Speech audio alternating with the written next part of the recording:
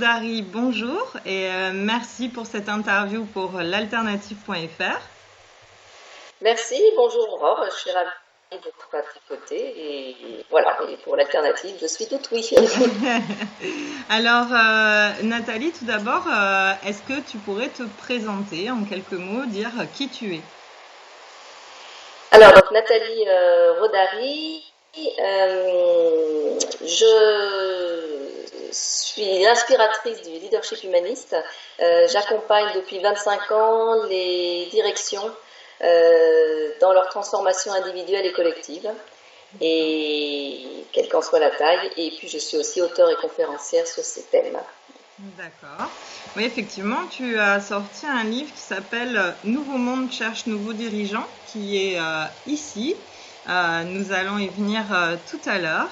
Mais d'abord, est-ce que tu peux nous expliquer un petit peu ton parcours et aussi, voilà, ce qui s'est passé peut-être à l'intérieur de toi ou à travers ta vie et ce qui t'a amené du coup à écrire ce livre. D'accord. Alors,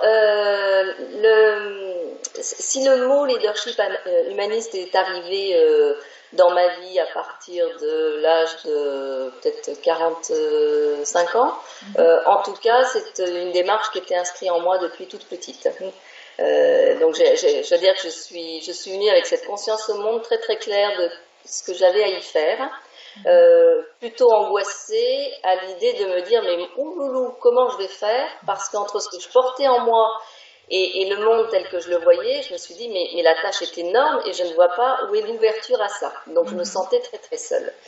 Mais alors, je suis née avec cette chose-là en moi, et quelque chose qui m'a beaucoup aidée en fait, c'est que j'ai deux sœurs aînées, Ouais. et celle qui est juste au-dessus de moi, Catherine, est alors dite handicapée mentale. Mhm. D'accord. Et on partageait la même chambre jusqu'à ce que j'ai l'âge de 9 ans, donc on a eu un sacré bout de chemin ensemble. Bien sûr.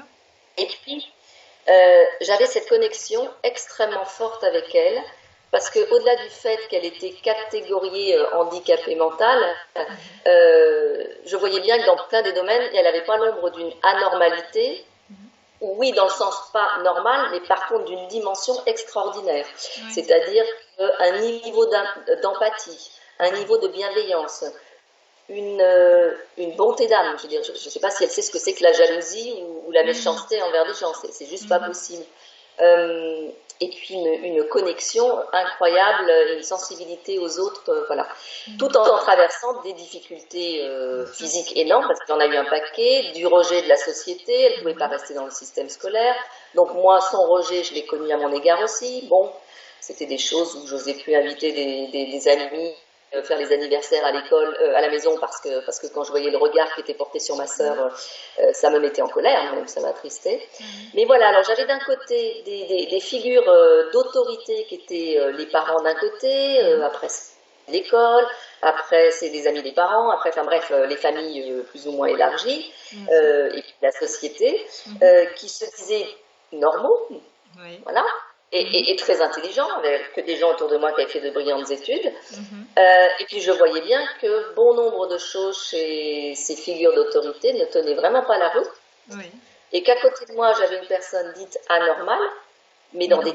ou dans plein de dimensions. Je me disais mais elle a une dimension qui est juste incroyable et que Oui, les oui, autres oui. n'ont pas. Mhm. Voilà. Mhm. Donc ce questionnement de qu'est-ce qui est normal, qu'est-ce qui ne l'est pas, m'est apparu tout de suite. Oui. Et en tout cas, je sais dans quel monde je naviguais avec grande joie, et où j'étais accueillie, mais avec un amour inconditionnel, c'est le monde de ma sœur. Et je Oui. voyais bien dans l'autre monde à quel point ce n'était pas le cas du tout. Mhm. Voilà. Mhm. J'entends. Donc voilà. Et à côté de ça, j'avais d'autres figures d'autorité, comme une grand-mère qui avait un sacré leadership, qui était à l'avant-garde depuis toujours, Mhm. dans toute sa vie, qui est décédée à l'âge de 101 ans. Donc voilà, D'accord. j'ai eu des figures d'autorité. Mais voilà, j'ai démarré avec ça. Je savais qu'il fallait que je fasse quelque chose. Ce n'était pas précis, mais c'était cette angoisse de comment je vais faire, parce que le monde n'était pas réceptif à Mhm. l'époque. Mhm. D'accord. Alors après, j'ai eu des moments qui m'ont vraiment impacté dans mon parcours. Mhm. Le premier, c'est déjà quand j'ai eu l'âge de lire. Quand à Ok. 7 ans, j'ai pu lire complètement, pour moi, ça a été une ouverture au monde. Et je me rappelle très bien, je me suis dit, mais plus jamais personne ne pourra me raconter ce qu'il veut, parce que j'ai accès à tous les mondes que je veux grâce au livre. Voilà. Et un livre, c'est une porte ouverte vers l'univers de quelqu'un d'autre, et du coup, vous pouvez être en échange avec d'autres gens à l'autre Bien sûr. côté de la planète, ou des gens que tu ne rencontrerais jamais dans la vie physique, parce qu'on n'a pas le temps de voir tout le monde, quoi. Et puis d'autres formes de pensée et tout. Donc ça a été la première ouverture. Et la deuxième, j'étais en cinquième, et je me rappelle à l'époque, bon alors rapporter des bonnes notes à la maison, c'est très important, hein, pour mes parents. Donc D'accord. voilà, donc je faisais ce qu'il fallait pour être, on va dire, en, en accord avec, avec les Oui, demandes, mais bien je veux sûr. dire sans aucune, voilà quoi, sans aucune grande conviction. Et je me suis dit, bon, ce que je porte est spirituel, est-ce que je vais aller faire du côté des religions? Alors, j'ai ouvert la Bible, j'ai ouvert le Coran, je me suis dit non, enfin, franchement, pour moi, ça fait pas des mondes d'avant-garde, bien au contraire. Et puis, je voyais pas pourquoi je renoncerais à une vie dans le monde Oui, pour aller rejoindre quelque chose hors du monde qu'en plus je trouvais complètement incohérent et qui, de par le monde, n'apportait rien de finalement très bien. oui, Bon, oui. donc ça, j'ai refermé de suite. Après, alors j'avais eu cette remarque, ma mère me la ressort souvent, elle me dit, oui, un jour, bizarrement, tu m'as demandé, mais maman, est-ce que pour être bonne sœur, il faut être bonne en maths? Bon, parce que j'avais dû avoir une mauvaise note en maths ce jour-là, je me suis dit, bon, même cette voie-là, ça marchera pas. Bon, enfin bref, alors, et puis les choses sont arrivées par D'accord. mon cousin. J'ai un cousin qui a fait médecine Mhm, et qui a 3 ans de plus que moi. Enfin, quand je le rencontre, moi, je dois être en cinquième. mhm. Non, plus que ça, puisque voilà. Et bon, il voulait faire médecine et puis il a découvert un livre qui était sur les guérisseurs. Ok. Donc, des Mhm, gens qui en Asie guérissaient mhm, sans ouvrir, avec leurs mains, mhm. l'énergie, etc. Ils guérissaient des personnes, ils opéraient même Oui, sans ouvrir. d'accord. Et quand donc il m'a dit, tiens, voilà le livre, tu devrais le lire. Mhm. Alors j'ai lu ça, et quand j'ai lu ça, ça m'a ouvert la porte vers l'Asie, vers un autre regard sur les choses, une autre façon d'être, une autre conscience, et je me suis dit, mais c'est ça que je cherche. Et après, le fil est parti très vite, parce que de ça, je suis arrivée sur l'Asie du Sud-Est, le bouddhisme, Mhm. je suis rentrée là-dedans, et puis ça ne m'a plus jamais quittée, et quand j'ai découvert que le bouddhisme, finalement, c'était une voie d'enseignement vers la conscience, Oui. je suis dit, c'est ça que je suis, c'est ça que je suis venue faire, c'est ça qui me Mhm, nourrit, c'est ça qui est juste mhm. et qui est loin et des religions et de la philosophie ou de l'intellect. On est vraiment sur la conscience, quoi, Oui, l'éveil oui. de conscience. Et du coup, après, bon, mon milieu familial m'ayant amené à faire une école de commerce parce que c'était, je dirais, la voie fortement conseillée Mhm. D'accord. familiale. Bon, Ok. j'ai fait une école de commerce, mais très très vite s'est dégagé le fait que je m'adressais aux têtes. Donc, alors D'accord. déjà enfant, je m'adressais aux têtes, aux figures d'autorité, Oui. même quand mes parents me laissaient à droite à gauche chez des amis, avec Mhm. des enfants de mon âge, moi j'étais en permanence avec les parents en train de parler, mais j'étais des fois souvent beaucoup moins avec des enfants, ou en tout cas je pouvais avec les enfants pour une certaine chose, mais il y avait toute une partie de moi qui ne pouvait pas exister en Oui, je comprends. conscience. Voilà. Donc, Mhm. et puis après, je me suis dit, mais c'est ça. En fait, je parle aux têtes pour les reconnecter au cœur, et ce cœur étant cette conscience-là. Oui. Et très vite, en ayant terminé mon école de commerce, je me suis dit, je vais faire ça. D'accord. Alors, je l'ai fait 6 ans en mode salariat, mais Mhm. bon, je voyais bien que le monde n'était pas du tout prêt à ça. Oui. Et après, Oui. je me suis dit, la meilleure des voies possibles est celle que je vais créer. Mhm. Et donc, j'ai créé une première entreprise qui a duré 10 ans, puis une deuxième, et puis voilà. Mais voilà, je m'adresse aux têtes pour les reconnecter au cœur, parce que quand on est à la tête, Mhm. on a un impact énorme sur ce CE et ce CUX dont on a la responsabilité. Et Mhm. donc, si la conscience n'est pas suffisamment éclairée, les têtes ne peuvent pas créer de monde, d'organisation ou de société avec cette dimension de lumière et de joie. Donc, c'est juste pas possible. D'accord. Est-ce que tu penses justement que le monde de l'entreprise, du coup, où tu as évolué, Et alors aujourd'hui déjà prêt à ce changement et est-ce que il est pour toi moteur dans cette émergence, on va dire, d'une nouvelle conscience ou de ce nouveau monde? Alors, est-ce qu'il est réceptif? Oui, enfin.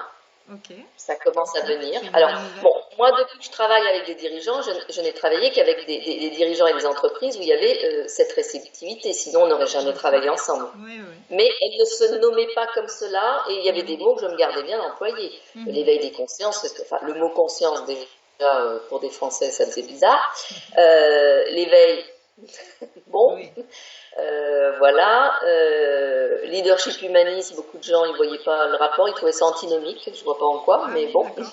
Ah oui, et voilà, bon. Donc, non, non, j'ai mis beaucoup de temps à mettre ces mots-là, non pas en privé avec des personnes, mais au niveau des entreprises. Bon. Mais D'accord. l'ouverture est là aujourd'hui, Mhm. et elle est là au niveau des entreprises, mais pas uniquement, tu vois, parce qu'il y a des gens qui sont sur cette Bien sûr. voie-là depuis longtemps. Si Oui. tu prends des Pierre Rabhi, Oui. si tu prends des magazines comme Nexus, enfin, Mhm. voilà, il y a beaucoup de choses ou de personnes ou des activités qui sont sur ce chemin-là, mais Mhm. à échelle, j'ai envie de dire, un petit peu intimiste, parce Oui. que ça ne pouvait pas se déployer. Mhm. Ou alors un Nicolas Hulot, lui, pouvait déployer sa conscience écologique, Oui. mais parce qu'il avait une étiquette écolo, donc c'était accepté dans ce monde-là. Oui, Voilà. tout à fait. Euh, Mhm. voilà. Bon, Pierre Rabhi, avec Colibri, tout ça, ça fait longtemps, mais c'était accepté parce qu'on disait c'est dans le monde de l'agriculture. Enfin, il fallait des mondes où ça soit accepté quand même. Mhm. Bon. Mhm. Aujourd'hui, les barrières des mondes tombent parce qu'on s'aperçoit que tout ça, c'est juste le même monde. Ouais. Il n'y a pas de barrière. Mhm. Et l'entreprise, alors, ce que je trouve très intéressant, c'est que l'entreprise est toute forme d'activité en général, Mhm. c'est-à-dire est un excellent endroit pour mettre ça en œuvre. Oui. Euh, Pourquoi? Parce que quand on reste dans le domaine des idées, Mhm. eh ben, le danger de rester dans le domaine des idées, c'est d'aller vers l'idéologie, Oui, j'entends. c'est-à-dire l'idée pour l'idée, Mhm. mais on la met même pas en œuvre Mhm. pour soi ou pour les autres ou concrètement Mhm. dans le monde matériel. Or, notre voyage spirituel, il est là pour incarner dans le monde matériel Mhm. euh, le spirituel, donc Oui, cette oui. idée-là. Mhm. Voilà, et c'est pas moi qui l'ai dit, il y en a un autre qui l'a dit avant moi, sur la terre comme au ciel, mais voilà, l'immatériel est venu prendre une forme et se réaliser dans la matière. Bon. Mhm. Mhm. Et où ailleurs que l'entreprise, on a des idées qu'on met en œuvre, Mhm. nulle part Oui, ailleurs. oui, Si oui, on est dans dans le ce domaine cas. des intellectuels, ça reste des discours et puis des livres. Bien sûr. Bon, moi j'écris des livres, toi aussi, c'est important d'écrire des livres. Bien sûr. Si on en reste au livre, euh, je vois, enfin, voilà, on va pas au bout d'eux. Voilà. Mhm. Donc, je trouve que les entreprises sont vraiment, et tout ce qui est l'entrepreneuriat d'une façon générale, hein, l'entreprise au sens large, est Mhm. une excellente manière de confronter ça et d'inscrire ça dans la réalité du monde. Oui. Voilà. Donc, je veux dire, c'est un outil transformant en réel l'entreprise.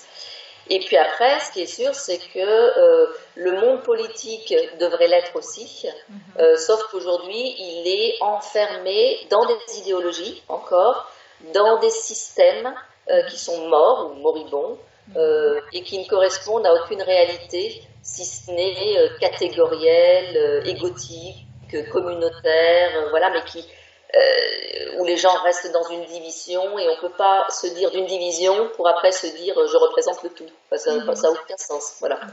Bon, donc eux, ils sont en arrière par rapport à ça. Tant que les systèmes en place ne bougent pas, et ne sautent pas d'ailleurs, ne sont pas Oui. changés, et non pas Mhm. réformés, mais transformés, ils vont avoir du mal à y arriver. Mais c'est pas grave, ça pousse par les entreprises et on est concret là-dedans. Voilà. Mhm. Et pour toi, qu'est-ce qui a fait que, en fait, l'être humain s'est autant distancé du cœur pendant, voilà, hein, de nombreuses années? Et pourquoi aujourd'hui, ben, finalement, on y retourne? Il y a une, voilà, il y a une ouverture. Oui.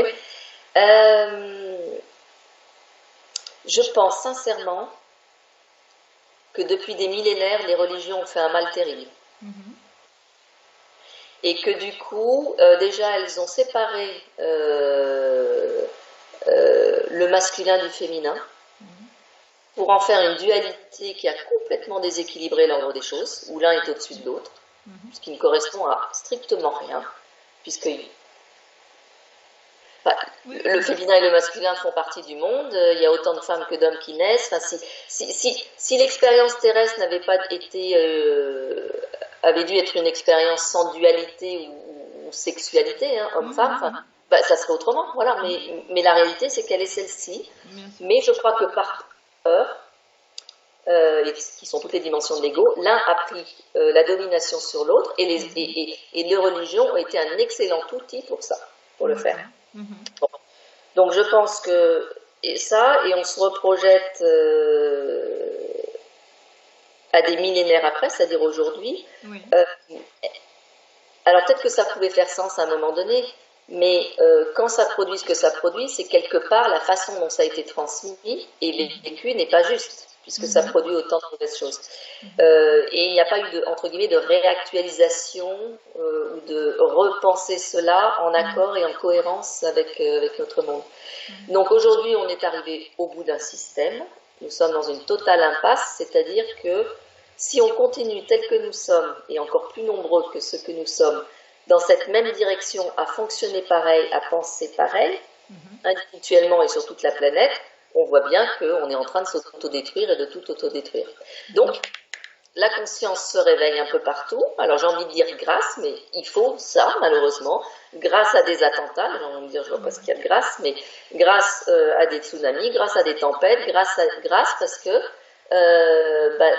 sauf des gens avec un certain éveil, mais sinon, la plupart des gens, ils ont besoin que ça vienne cogner, frapper, très dur, en violence, pour que ça se réveille. Voilà, et c'est ce que nous traversons aujourd'hui. Bon, peut-être que l'humanité, de toute façon, elle est venue pour, de toute façon, grandir sur Terre, et que son niveau pour grandir là, le next step, c'est cet éveil et ce saut de conscience. Voilà. Donc on a juste eu le choix, où on n'existe plus dans quelques, peut-être centaines d'années, même dans moins d'ailleurs, je ne sais pas, j'ai pas la clé, on m'a pas dit, mais ou alors c'est justement ce passage à une dimension plus éclairée qui fait qu'on va continuer à être, mais tout à fait différent. Que pour toi, il y a une question de rééquilibrage aussi, parce que voilà, donc tu expliques que bon, les religions ont produit un petit peu cette dualité et on va dire voilà cette violence ou en tout cas cette contradiction entre l'énergie masculine, l'énergie féminine. Est-ce que pour toi on a été dans un extrême finalement et est-ce qu'il faut revenir à un état peut-être d'équilibre? On est complètement dans un extrême, et effectivement, il ne s'agit pas de passer dans l'extrême inverse, qui serait à nouveau une violence et un non-sens dans le sens inverse. Il s'agit juste d'être dans un équilibre, et puis un rapport à la vie, à ce qu'elle est, aussi en équilibre. Ce qui ferait qu'on ne produirait pas les produits qu'on produit, les comportements que l'on produit, les systèmes de pensée ou les systèmes politiques ou les systèmes religieux qu'on produit, enfin, tout ce qui ne tiendrait pas la route ne serait pas créé et ne sortirait pas de la conscience, enfin, d'esprit qui serait d'une conscience plus éclairée. C'est juste pas possible. Et pour ça, ça suppose d'avoir fait un chemin, parce qu'on ne peut pas éclairer sur un chemin qu'on n'a pas fait soi-même. C'est pas possible. Donc, si j'entends bien, pour toi, du coup, le changement, il doit d'abord venir de l'intérieur. Eh oui, c'est pas la route. C'est-à-dire que les gens aimeraient bien que ça vienne de l'extérieur, mais on a tout pouvoir sur soi, on n'en a pas sur l'extérieur. Voilà. Donc, oui, bien sûr. Alors, il doit être individuel et collectif. Mais si c'est que du collectif, il n'y a pas d'assise. Bien sûr, de base. Et donc, ça peut donner toutes les, entre guillemets, les dictatures ou les propositions sociétales qui sont que collectives, tu vois. Alors, on a testé le communisme, tu vas dans les pays musulmans, il n'y a pas beaucoup d'individuation, hein, on doit penser, voilà, tu vas en Corée, c'est pareil, tu vas voilà, il y a beaucoup de pays où voilà, on a créé un truc commun, collectif, mais c'est uniforme.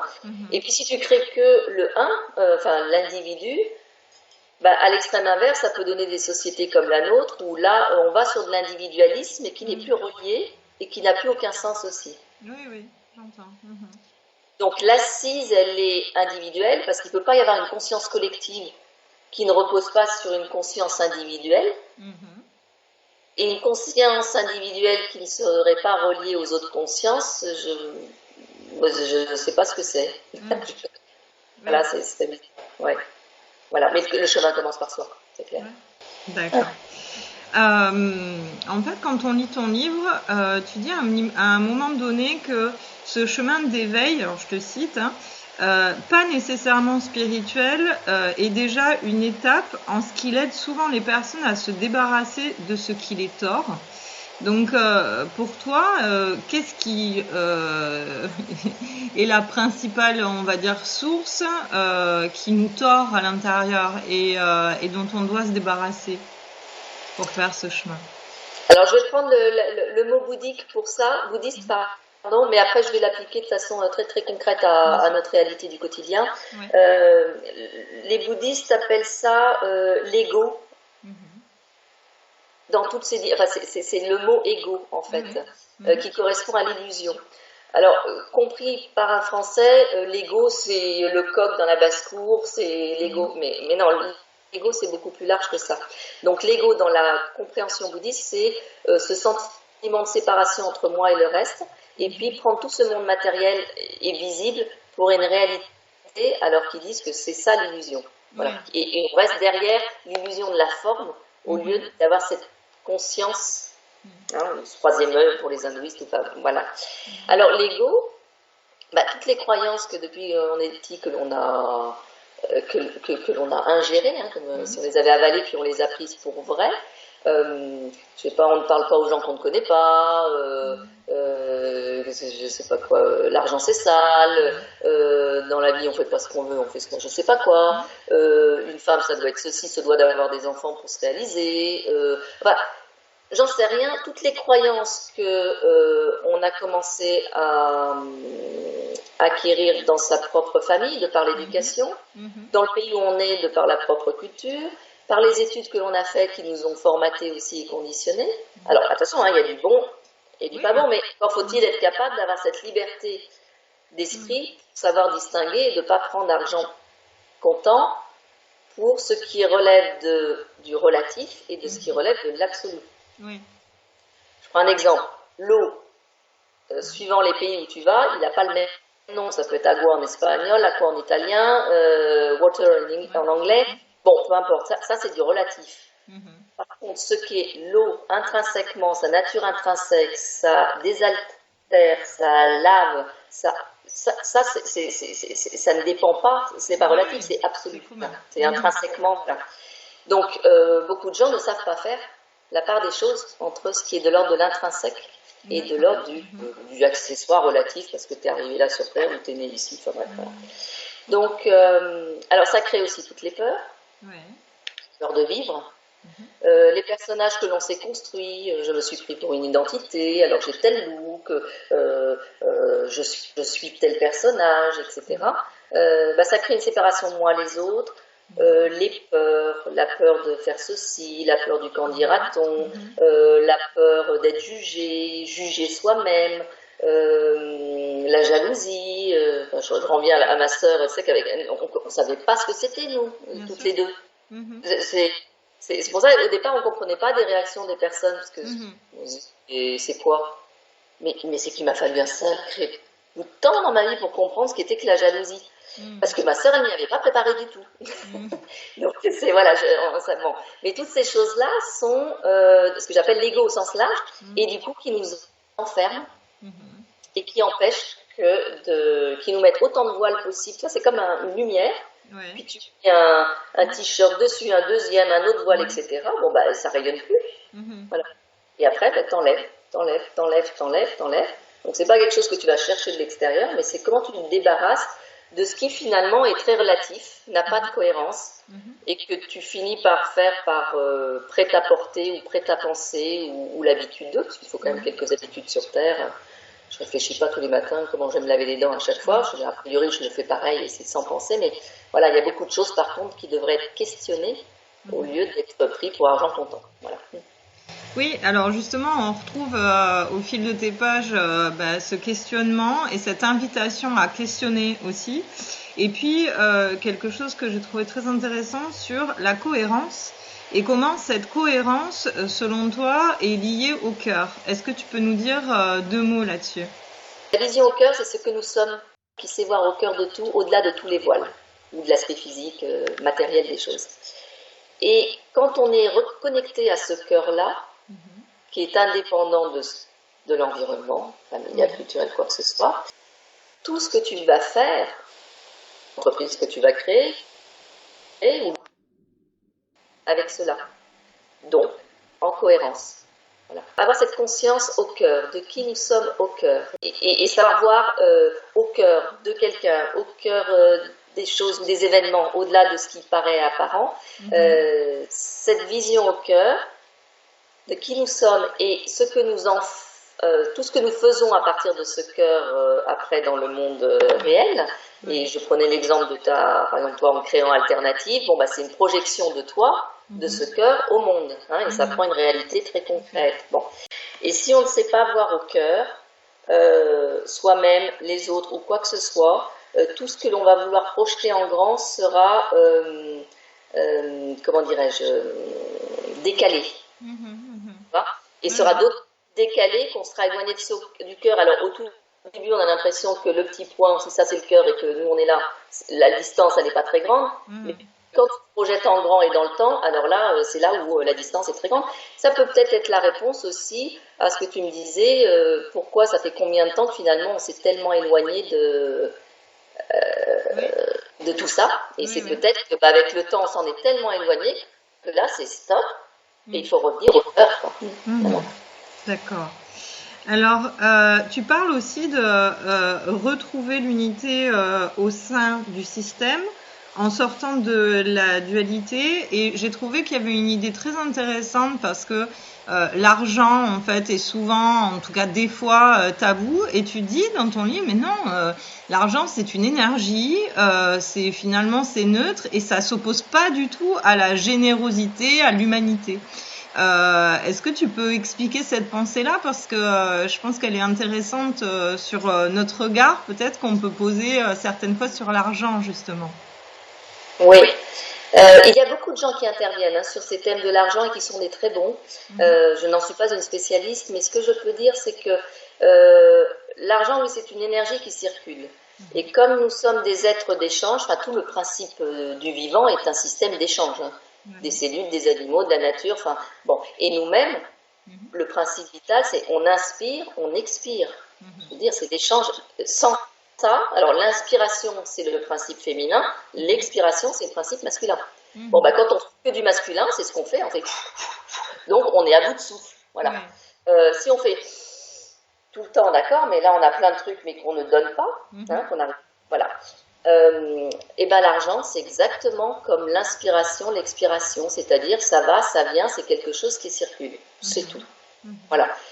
Si mon intention n'est pas bonne et que j'ai plein d'argent dans les mains, ce que je ferai de cette énergie-là sera calqué avec mon intention qui n'est pas bonne. Voilà, donc ça produira des choses pas très bonnes. Voilà. Et puis l'inverse est vrai.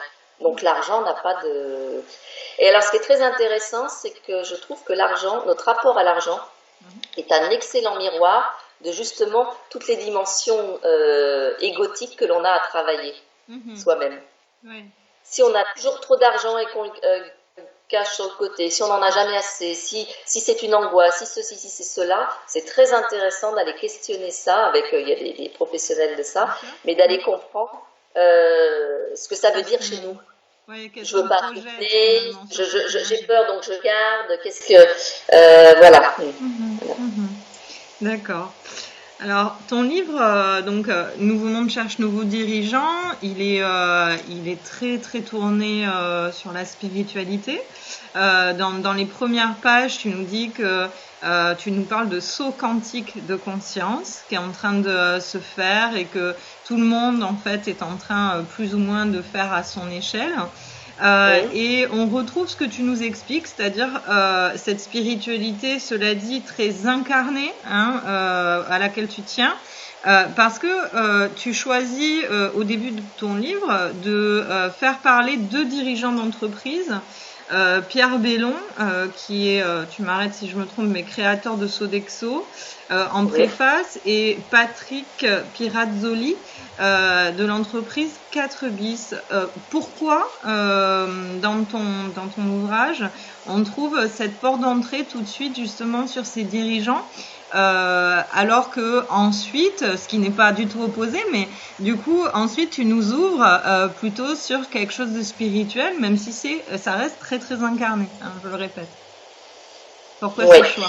Alors, alors Pierre Bellon, c'est un monsieur qui a démarré à Marseille, donc je parlais il y a peut-être 60 ans, Mhm. de rien. Il a voulu créer une entreprise et 60 ans après, de zéro, c'est une entreprise, zéro salarié, c'est une entreprise qui fait 480 000 personnes dans le monde. Donc c'est un remarquable, je dirais, et c'est une remarquable incarnation de ce qu'une idée portée par un homme Mhm. peut donner en grand au monde. Voilà. Ouais. Et Pierre Bellon est quelqu'un qui fondamentalement a toujours été soucieux du progrès humain. Mhm. Et Sodexo, c'est une entreprise qui, tu sais, il y a une espèce d'obligation pour les entreprises à investir X% de la masse salariale dans la formation. Ouais. Bon, bah, chez Sodexo, ce X%, il est bien au-dessus du minimum légal. Voilà. Parce D'accord. que pour lui, c'est quelqu'un qui, toute sa vie, a toujours cherché à progresser lui-même en tant que dirigeant pour pouvoir faire progresser son entreprise. Mhm. Voilà. Mhm. Donc, c'est quelqu'un qui est dans sa démarche humaniste, dans le sens où il a compris que l'humain est au cœur. Si l'humain ne Ouais. progresse pas, ce qu'il fait ne progresse pas. Si le Mhm. dirigeant ne progresse pas, son entreprise ne Mhm. progresse pas. Si un président de la République ne progresse pas, la société ne progresse C'est pas, ça. etc. Si des parents ne progressent pas, la famille peut être le pire des endroits. Bon. Mhm. Donc, voilà, c'est quand les têtes vont pas, enfin, si les têtes, pas forcément mal, mais si elles ne sont pas suffisamment éveillées, c'est bon. Oui. Donc, j'ai croisé Pierre Bellon et qui, ayant lu le livre, Mhm. a proposé d'en faire la préface. Voilà. D'accord. Donc, c'est un extraordinaire cadeau Mhm. et en même temps, c'est tellement, je veux dire, il incarne, c'est un dirigeant, bon, il aurait pu être un leader politique, mais lui, il a choisi l'entreprise parce que Ouais, c'est ouais, ouais. quelqu'un de, il aime le concret, et c'est une excellente incarnation du leadership humaniste. Mhm. Et Patrick Pirazzoli, alors c'est un multi-entrepreneur parce qu'il a été à la tête de grosses boîtes, il a été chez 3M, il a dirigé Toshiba Medical, enfin bon, il a fait plein d'entreprises, puis là il est à la tête, alors il a une agence de communication 4 bis, puis il a d'autres business aussi. Ce qui Mhm. est intéressant, alors Patrick, on s'est rencontrés parce que j'avais créé un club APM Leadership Humaniste, Ouais. et voilà, Patrick Pirazzoli a fait partie des dirigeants qui parce qu'il y avait ce thème-là du leadership humaniste que j'avais mis au cœur de ce club, est Mhm. venu pour ça, qui a fait le voyage leadership humaniste que j'ai fait aussi en Birmanie, voilà. Et donc, c'est un dirigeant qui l'incarne aussi et qui témoignait que dans tout son passage, quels que soient les secteurs, quelles que soient les tailles d'entreprise, tout ce qu'il a fait, eh bien, il se rend compte que même s'il n'avait pas mis un mot là-dessus, mais que le leadership humaniste, finalement, était quelque chose qui l'avait toujours Mhm. guidé.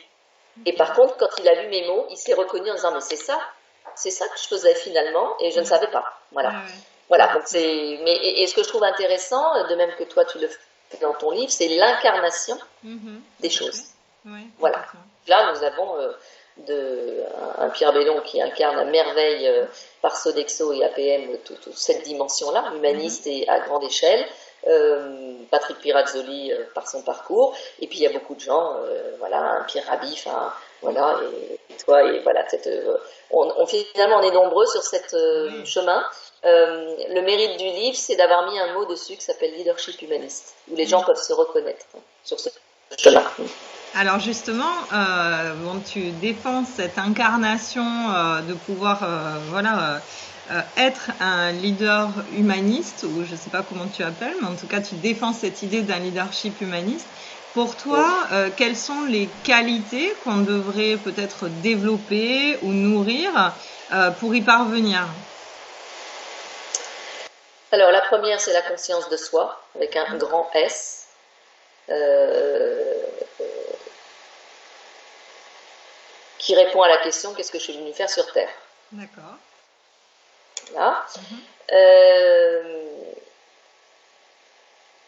Continuer toujours sur ce chemin pour avoir une vigilance à ne se laisser enfermer dans rien, dans aucune pensée, et savoir distinguer justement ce qui est réel de ce qui ne l'est pas, de ce qui est au Mhm. cœur, de ce qui est en périphérie. Mhm. Euh, euh, voilà. Donc progresser soi-même dans cet éveil, puisque sinon, enfin, c'est-à-dire ça peut. C'est pour ça que j'ai un peu de mal des fois avec le mot leader humaniste, mais je préfère dire avoir un leadership humaniste, parce que c'est Mhm. un chemin sur Mhm. lequel on ne s'arrête pas. Oui, bien sûr. Hein, c'est Mhm. comme un halogène, tu peux allumer toujours un peu plus fort la lumière, si tu veux. Voilà. Si tu penses que c'est un diplôme et que tu t'as passé, que tu as ton Oui, bac et non. que c'est bon, t'es C'est fini, pour pas, ça que finalement. Voilà. ce sont peut-être des caractéristiques à entretenir et à nourrir. Voilà, donc c'est à nourrir. Donc la conscience de soi, ça participe de ça. Mhm. Euh, et après, le leadership humaniste, quand la conscience est là, c'est quelqu'un.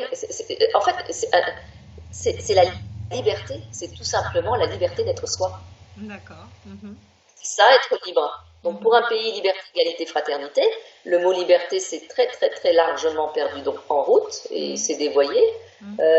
parce qu'il y a beaucoup de gens qui sont beaucoup plus sur des personnages construits Ouais. que dans une réelle conscience de soi. Et Mhm. ils pensent qu'être libre, c'est je fais ce que je veux, comme je veux, si je veux, quand je veux, où je veux. Mhm. Enfin ça, c'est de l'immaturité, c'est pas de la liberté. Mhm. Voilà. Et c'est de la non-conscience. Voilà. Mhm. Voilà, donc après, du coup, quand on est sur ce chemin, bah, quand on est libre, euh, euh, on crée des choses. Si ces choses-là, on les fait en conscience, on sait pourquoi on les fait. Ces choses-là sont forcément bénéfiques au monde. Sinon, Oui. on n'est pas dans un leadership humaniste, Mhm. puisque chacun est au service de chacun. Les abeilles sont au service des Mhm. fleurs. Enfin, tout le monde a un rôle à jouer.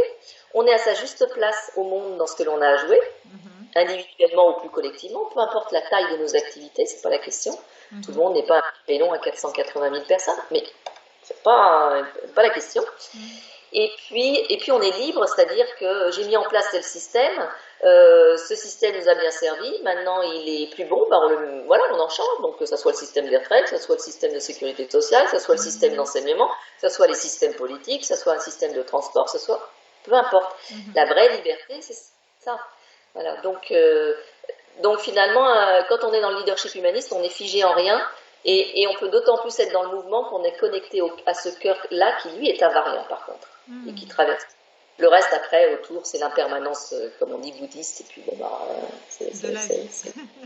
voilà, le vivant est ça. Bon, bah voilà, quand je suis en colère, je dis, faut l'accueillir parce que c'est ça. Je dis, sinon, fallait pas venir sur Terre, quoi. Eh Bon, oui,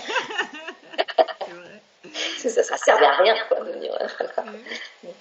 Et alors, par rapport à cette libération de l'être dont tu viens de nous parler et dont tu parles au sein de tes pages, donc il y a cette connexion au cœur qui, pour toi, est centrale, revenir à ce cœur et faire jaillir, voilà, ce qui vient de là. Est-ce que il y a d'autres clés, selon toi, pour procéder à cette libération de l'être? Bah, c'est alors se voir au cœur, après se voir en grand, c'est-à-dire quelle est l'ambition que je nourris. Et l'ambition Mhm. est un très beau mot parce que c'est qu'est-ce que je porte en moi. Mhm. Donc, bah, pour certains, c'est une entreprise, pour d'autres, c'est d'avoir telle fonction. Pour certains, bah, comme toi, c'est voilà, je veux faire partager à travers l'alternative, à travers Mhm. tel livre. Pour d'autres, c'est dans l'agriculture. Pour d'autres, c'est dans, enfin, peu importe l'enseignement. Je sais pas, la voile, peu Bien sûr. importe, mais Mhm. c'est voilà, ce quelque chose, c'est quand tu le projettes au monde, Mhm. c'est d'imaginer en grand tout ce que ça peut donner au monde, puisque la vie, Mhm. c'est un jeu de création en fait. Mhm. Voilà. Mhm. Donc tu peux lui donner toutes les formes que tu veux. Alors un jour Mhm. tu lui donnes cette forme, demain tu donneras telle autre, là pour le moment c'est tel type d'activité, Bien sûr. après-demain ça sera. Mais le cœur est toujours le même. Oui, oui. Voilà. Ouais, ouais. Voilà. Et Et j'ai après, donc le ah. pardon, je t'ai Non, non, coupé. non, Oui, je je voulais t'en dire, prie. du coup, quand on est capable de se voir au cœur, alors on peut se voir en grand, en cohérence. Et après, le vrai chemin de leadership humaniste, qui est la voie de la transformation, c'est comment ce cœur, tu le projettes en grand, en toute cohérence, donc en lâchant tous les voiles, en te libérant finalement de tout ce qui empêche cela d'être. Voilà. Et après, c'est spécifique à chacun. Oui, voilà. Est-ce qu'il y a, il y a une recette, on va dire, pour justement aider à libérer de ces croyances limitantes, peut-être cette histoire, tu vois, personnelle qui à certains endroits nous distord. Est-ce que toi, tu aurais des clés aussi à apporter de ce point de vue-là ou pas? Alors si, puisque c'est quelque chose concrètement que je fais et que le parcours leadership humaniste propose. Je veux dire, dans un parcours, il y a des étapes clés qu'il ne faut pas louper. Donc se voir au cœur, se voir en grand et transformer entre les deux, en cohérence. Voilà, il n'y a pas d'autre voie que celle-ci. Par contre, les outils. Alors, sur se voir au cœur, il est clair que tous ceux qui démarrent une démarche comme celle-ci, il faut aller voir quelqu'un qui sait voir au cœur. Parce que, alors attention, parce qu'il y a beaucoup d'imposture. Hein, voilà. Donc, si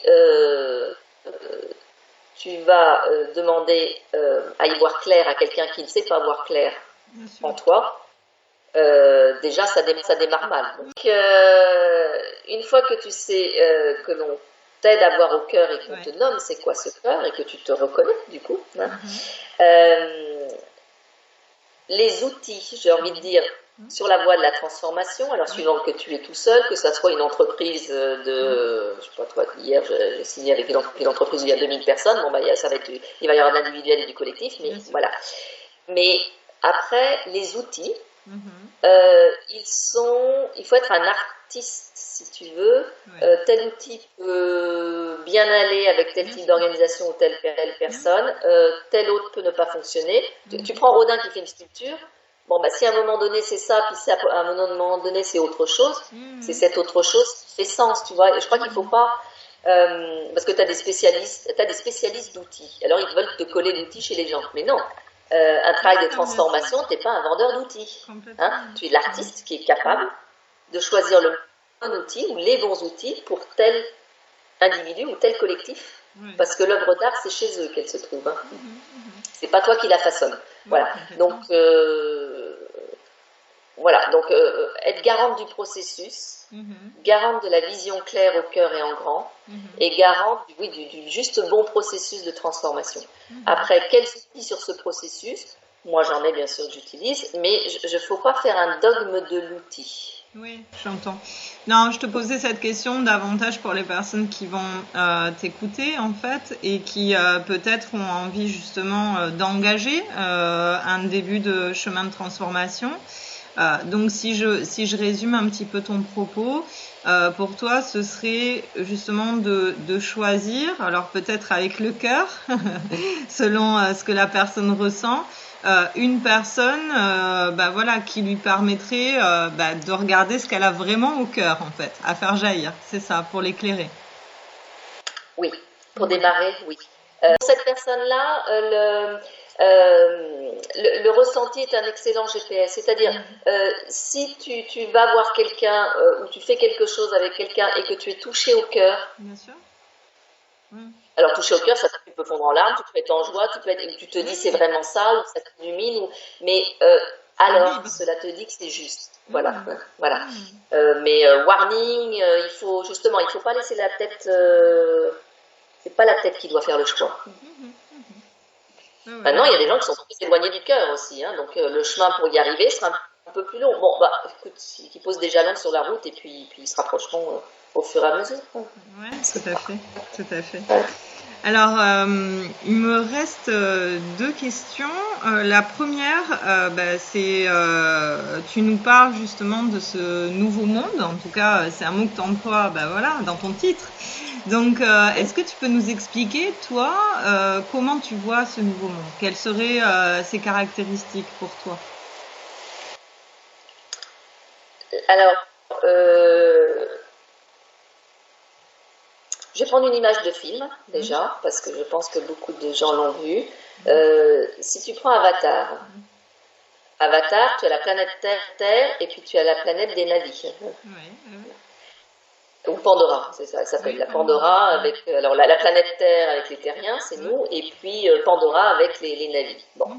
Eh bien, tu as un monde sous-évolué en humanité, qui est notre planète Terre, et puis tu as un monde en conscience très évolué, avec un autre look, avec ceci, mais qui voilà, dans l'écosystème. Bon. Donc voilà, ça peut être une image.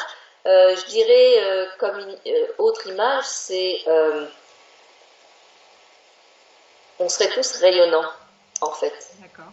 Tu vois, éclairé de l'intérieur et éclairant, du coup, pour les autres. Mais ce que l'on construirait, c'est pour ça que j'ai mis le sens du beau reviendrait, parce que, tu vois, quand on voit nos villes, par exemple, comment elles sont créées de façon difforme, des looks, des machins, enfin, que du béton et tout, enfin, on s'en accommode, mais finalement, c'est très moche. Voilà, il n'y a pas de beauté, voilà. Bon, ben, un nouveau monde, il est forcément beau, il est forcément au niveau relationnel beau aussi.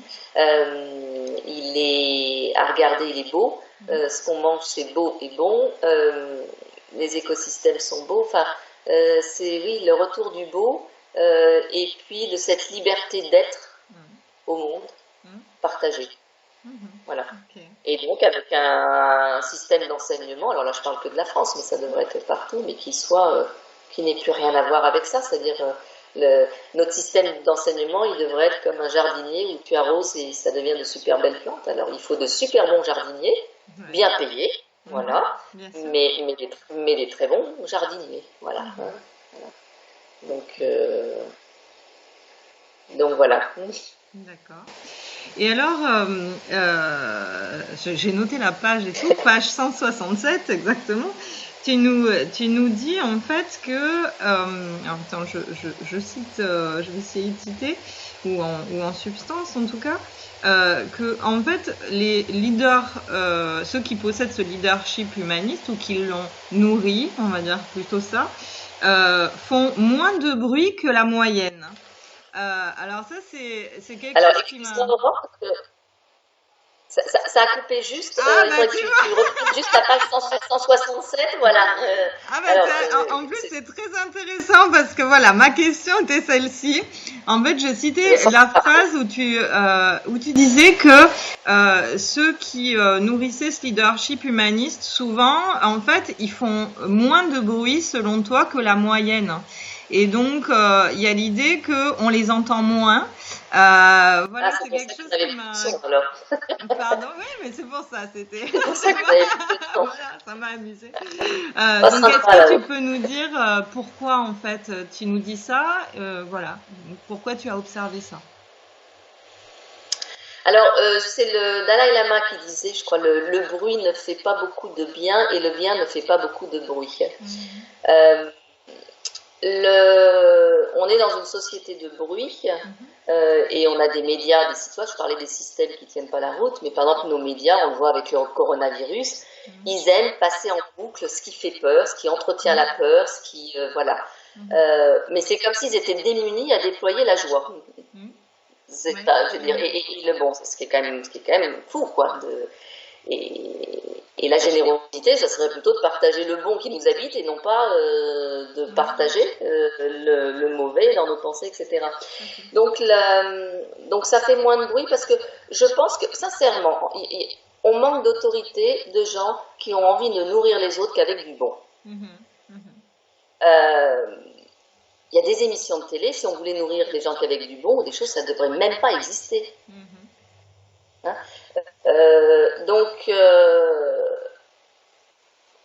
aujourd'hui, préférer donner du mauvais parce que ça va faire du bruit et ça me donne un sentiment d'exister pour mon ego à moi, je dis, c'est ça sans doute le problème. C'est-à-dire que, en fait, beaucoup de gens ont un vrai souci avec la vie et ne se sentent pas vivants. Et ont l'impression, pour exister ou de se sentir vivant, qu'il faut être dans des trucs extrêmes, ou des trucs qui cognent, ou du truc... Mais dès l'instant où on est sorti du ventre de notre mère, et même 9 mois avant, on est vivant. Il n'y a même rien besoin de faire, on est vivant. Voilà. avant de faire, juste être, on est vivant, sinon on ne serait pas là en train de parler. Eh bien, beaucoup de personnes traversent la vie sans être vivants et ils ont l'impression de vivre si on leur renvoie des tas de trucs qui font beaucoup de bruit et si eux-mêmes font beaucoup de bruit, ça leur donne un sentiment d'existence. Mais je pense que ce sentiment d'existence existe parce que justement il y a une déconnexion totale au réel soi. Donc tu penses que quand on revient au cœur, en fait, on n'a pas forcément le besoin peut-être de cette reconnaissance qu'on peut retrouver peut-être un petit peu partout chez certaines personnes. Voilà. Est-ce que tu penses ça, que quand on revient au cœur, on n'a plus besoin de ça et que peut-être c'est pour ça que finalement on n'a pas besoin de faire du bruit à outrance? C'est bien dit. Bah oui, tu vois, je fais un atelier qui s'appelle se connaître, se re-connaître. Et en fait, quand on se connaît, on se reconnaît. C'est-à-dire, tu vois, c'est le miroir qui se regarde et on se dit, ben oui, c'est moi ça, je me reconnais. Donc la reconnaissance, la vraie, c'est pas celle que tu vas chercher à l'extérieur. Parce que si tu dépends de l'extérieur, imagine que toi, tu es décidé de, bah tiens Nathalie, puis tu me mets toutes les catégories négatives que tu as sur moi. Bon. Si moi je me dis, je ne me connais pas très bien et que je fais dépendre la perception de qui je suis, de la vision d'Aurore qui ne peut pas me voir pour X ou X raison, C'est pas le cas. elle est où la liberté? Ouais, non, mais tu vois, elle est où la liberté? C'est-à-dire, si tu attends la reconnaissance de l'extérieur, c'est que tu ne sais pas qui tu es. Oui, tout à fait. Voilà. Alors que si tu sais qui tu es, tu te reconnais. La reconnaissance, elle viendra pas. Après, ça dépend ce que tu fais. Si tu as envie d'être tranquille comme berger dans tes... Voilà, tu te reconnais en tant que berger, aimant être berger et heureux de l'être. Voilà, tu n'as pas besoin, mais... Et puis les gens diront, tiens, un tel, c'est un berger qui est comme ci, comme ça, et on le reconnaît comme ça. Mais la première des reconnaissances, c'est de tendre un miroir à l'âme de qui nous sommes et de se dire, ah, ça c'est moi. Oui, je me reconnais. C'est ça. Donc, je me reconnecte. Tout à fait. Ok, donc il y a une petite tradition sur l'alternative, c'est le petit mot de la fin. Donc Nathalie, voilà, est-ce que tu as un petit mot de la fin pour conclure cette interview? Déjà, merci. Merci alors par exemple à ce que tu fais pour Alternative. Merci de donner l'existence à qui tu es sous cette forme, parce que ça permet de partager en grand. Donc, je suis ravie d'y contribuer et c'est ce que tu donnes de toi large. Voilà, donc merci à ça parce que, tu vois, avec le cœur vient le courage, qui est le courage d'être soi et donc de donner au monde. C'est ça la vraie générosité. Qui je suis, moi, Aurore, j'ai envie de le donner sous cette forme-là aujourd'hui. Ça s'appelle l'alternative et je le fais jusqu'au bout. Donc, ça se donne. Donc, c'est transmis. Voilà. Ce qui nous sommes au cœur et voilà, c'est ça la voie du leadership humaniste et tu es sur cette voie et je t'en remercie grandement. Voilà. Merci à toi en tout cas pour ce moment passé ensemble. Je remontre ton livre, voilà, Nouveau Monde cherche nouveaux dirigeants de Nathalie Brodary et à bientôt.